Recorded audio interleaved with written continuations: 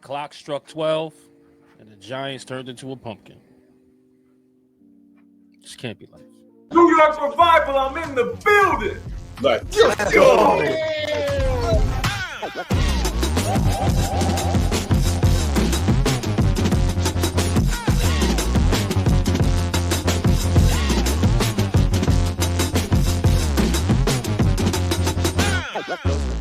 Live with the Revival! Let's go. Let's go. Peace and blessings. It is your boy, Eli Racks, a.k.a. Vibes, and welcome to New York Revival, where it's not just sports, it's entertainment. Guys, we got to go through it, man. Holy cow. Please hit that subscribe button. Hit that thumbs up, man. I've been trying to do this post-game now for, I guess, this season. A lot of downs, more than ups. But let's get right into it, man. The Giants lose to the New Orleans Saints, 28-14. Down over there in New Orleans at the Bayou. And listen, man, the Giants started off pretty good. Theo Johnson, I can't even get this right, scored a touchdown, not once, but twice. Jackson Dart looked like he was continuing the trend he had, the week prior with him facing the Chargers. All systems was a go. The defense looked pretty good. And we were like, man, it's 14, I think 3 at that time or whatever it was. And we were like, man, we're about to win this thing. However, the football god said, hold my beer. They got up off that couch.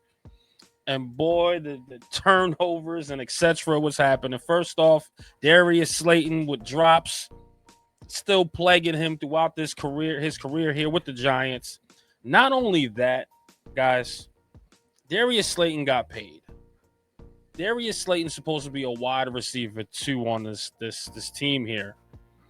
And we've said this countless times here on New York Revival, that Darius Slayton on another team will probably be a wide receiver 4.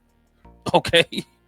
But here we are paying a guy, which again, we probably had nobody out there during that free agency, to drop balls, and not only drop them, but also fumbles.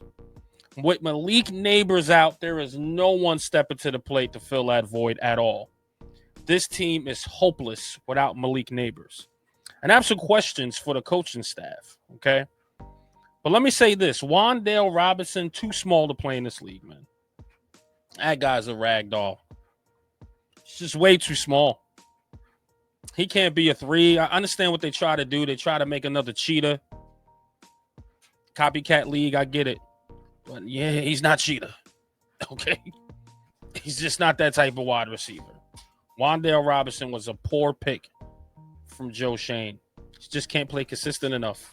I'm sorry. What is going on with Jalen Hyatt? That's what everybody was asking, including me. Then I seen him in the game, fourth quarter. And I was like, this kid can make a name for himself right now. Yeah, he made a name for himself as a bust. Jalen Hyatt is a bust. I don't know if it's the team, which I'm sure he'll go on another team and play lights out. I'm sure of it, because we don't know how to use anybody that freaking plays here at this point. No one. But Jalen Hyatt gets in the game, 2 deep balls, and he's looking for a flag. No, my guy, you got to go make that play. Easily catchable balls, in my opinion. If he would have fought for position and got to the ball that Jackson Dart threw, Jalen Hyatt would have been like, okay, now we see what he has. Now we see what he got. He stepped up to the plate, but no, he just plays lazy. He just can't get off he just can't track the ball. That's just what it is. But then he falls on the floor and he's throwing his hand up to look for the flag. No, Jalen Hyatt, you stink. Now I see why coaching or the coaching staff puts you on the bench. You can't play well. You can't get off press man coverage. And looks like you're only good for go routes, which we said his route tree was an issue. Maybe he can block. I don't know. Maybe he can find a new role, because Deontay Banks' kick returning is absolutely amazing all of a sudden. But he can't cover. But he could damn sure catch a freaking kick return. That's crazy to me. Just imagine if he turns his head around, he could probably catch the damn ball. It's another thing, okay? But man, this rookie quarterback, because a lot of people are like, man, it's Jackson Dart. One person in the comments that I saw on X was like, he ain't it. I beg to differ. So before we just get rid of the entire running back and a quarterback there, we gotta poise. We gotta put that little pause. These guys are rookies, and it's going to be growing. However, let's get to the defense just a tad bit there. Then we'll break down a little bit of Jackson Dart. Okay. Drew Phillips leads the league 94 yards, the most yardage and penalties as far as pass interference, holding. Drew Phillips leads that. He's a bum. You know what happens? And I've said this countless times here on the pod if you guys pay attention.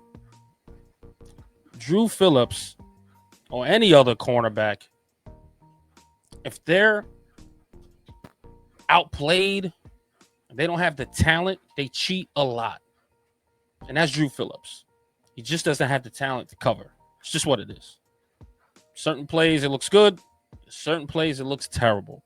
This secondary is a Joe Shane built secondary. A Debo, man. None of these guys impress me. I'm not impressed by this secondary. I'm just not. It's so underwhelming to watch these guys in coverage, knowing that it's going to break at any given moment. And I got to say this too about the front. The Dexter Lawrences, the Kayvon Thibodeaux, the Burns, like those guys are great. But they're taking poor angles on tackling back there because you could have got him down, and all you see them is just flying by the quarterback as Rattler just took a sidestep away from him. Like they got to get better angles on there, man. The entire defense can't tackle to save their lives. That's coaching. These guys just look unprepared every week, man. I just got to ask because Brian Daboll is supposed to be an offspring of Belichick. When those guys prepared and practiced, they ran those plays over and over and over and over and over and over until you get it right, till you got it right. Remember when Tom Coughlin, even when you watch behind the scenes, those guys ran plays over and over and over and over again till they got it right. We lost the game because of the illegal procedure. Get your head down, right? And guess what? He made him run that play again, right? It seems like Brian Daboll's like, all right, you ran the play. All right, you got it? You think you got it? Cool, no problem. No, run it again. This coaching staff got to hear me and hear me good. You guys don't look prepared at all. I don't know if you're just having just walkthroughs. I don't know if you're trying to be the real coach, the player's coach. All that's out the window. We don't have a job, man. Listen, you're a great coordinator. I'm sure of it. But head coach material, that's just staying here, man. And I hate to say get rid of Daboll right now because the season isn't over. I think we're going to need a whole entire season to figure out if Brian Daboll's going to stay. But I tell you this, if Brian Daboll goes, Joe Shane should be right behind him because this is his built roster now, and these guys are terrible. But let's get back to Jackson Dart just a tad bit, man. This guy cannot do it on his own. Honestly, man, he needs some help. And the wide receivers that we have here just isn't good enough, okay? A lot of Giants fans are going to be mad at what I'm about to say right here, right now. But Joe Shane needs to be on the phone right now calling Odell Beckham Jr. and say, hey, at the least, think you could come in for a workout? Just want to see what you got. Just want to kick some tires. Because I'm being honest with you. He could come right off the couch, and I think he'll make some catches better than who the heck we have right now at this core. Especially if Darius Slayton's hamstring is going to continue to act up. Who else we got? Nobody. Jalen Hyatt can't catch the ball to save his life. He can't even fight for it. And Jackson Dart's putting it exactly the way the receiver should catch it. Those 50-50 type balls. You got to go get it, Jalen. Wan'Dale Robinson's too small. You put two people around him, man, he's just non-existent. That guy's a shadow back there. Okay. But the Giants need to do something. And what is it? Collins? Bo Collins? Nah, not it. Not it. So they need to call Odell Beckham Jr. right now. Or the Giants need to sell a kidney, their firstborn, blood, something to get somebody else's wide receiver. Okay? But at this point, it's a lost season, right? So why make the call to anybody else's team for a trade? But guess what? Go freaking get Odell Beckham Jr. Because it's helping him too in the long run. And it's also going to help your rookie quarterback. Because the name is still a name, people. The name is still a name. They're still going to be like, oh, I don't know what Odell got, but we need to keep an eye on him. And if he just shows a little bit of flashes and just that he's a little bit better here, then he got a job. But the Giants need to make that call right now. But Jackson Dart, it's a rookie, man. I just don't.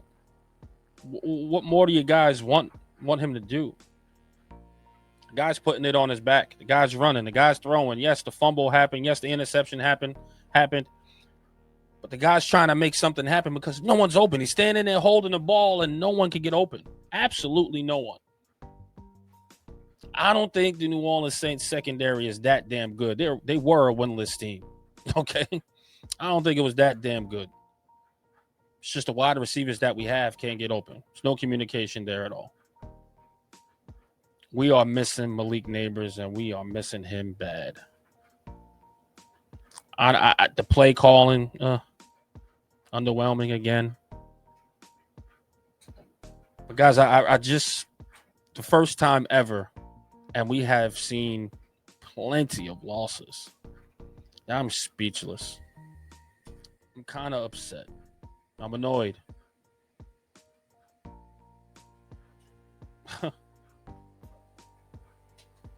Everyone is probably on the hot seat. Everyone. And I hate for our owner to go through this all over again. It upsets me that our owner has to go through this all over again. It really does. Because I know he's trying very hard to right this ship here at this franchise. What gives? I just don't know.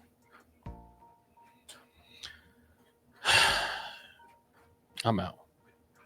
New York Revival, I'm in the building. Let's go.